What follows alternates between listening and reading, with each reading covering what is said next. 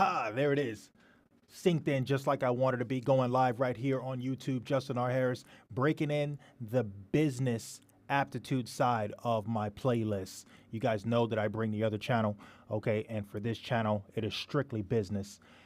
Following on the teachings of Peter F. Drucker, following the business solutions and scenarios, just like it's titled here, of the Daily Drucker. Today we're on May 18th, according to today's date with the live, right? But when this becomes pre-recorded after the fact, after going live today, it's going to be on whatever day that you pull it up. But what's great about this and what's going to happen is the resourcefulness that this is going to give you as far as running your companies and doing the things that you need to do to become successful, managing your employees and so forth. Here's one that I really like because this one breaks down the differences. And I'm going to bring up the topic at the end when we talk about the action point, but I want to jump right in and read this to you guys. Here we go. This is called the corporation as a syndicate. Okay, so let's say a corporation is an individual, it's a body, it's you.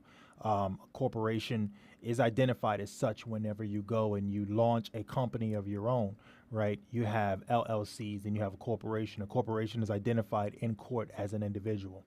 Very different types of laws. You have to understand that stuff. Whole nother conversation I'm not digging into right now. The model for the syndicate is the 19th century farmers cooperative. Okay.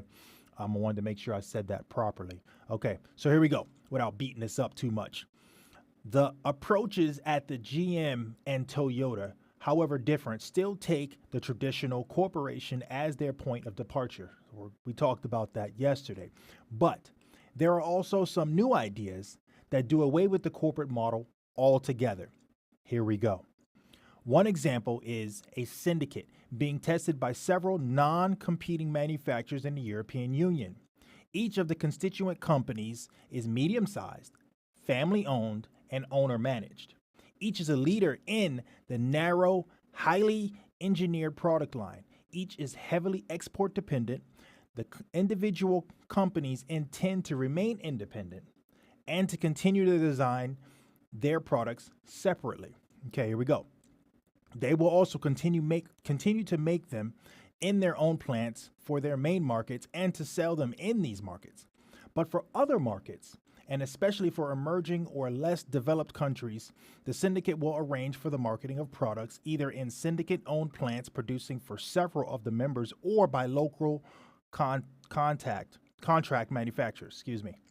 The syndicate will handle the delivery of all members' products and service them in all markets.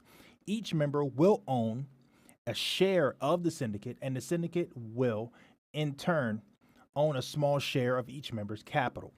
Sounds familiar if you guys are catching on yet. If this sounds familiar, it is because the model is 19th century farmers cooperative. I'm going to go a step further than that. Here's the action point. This is what I wanted to get to. Decide whether your organization would benefit from being a part of an existing or a new syndicate. So here's my takeaway from that.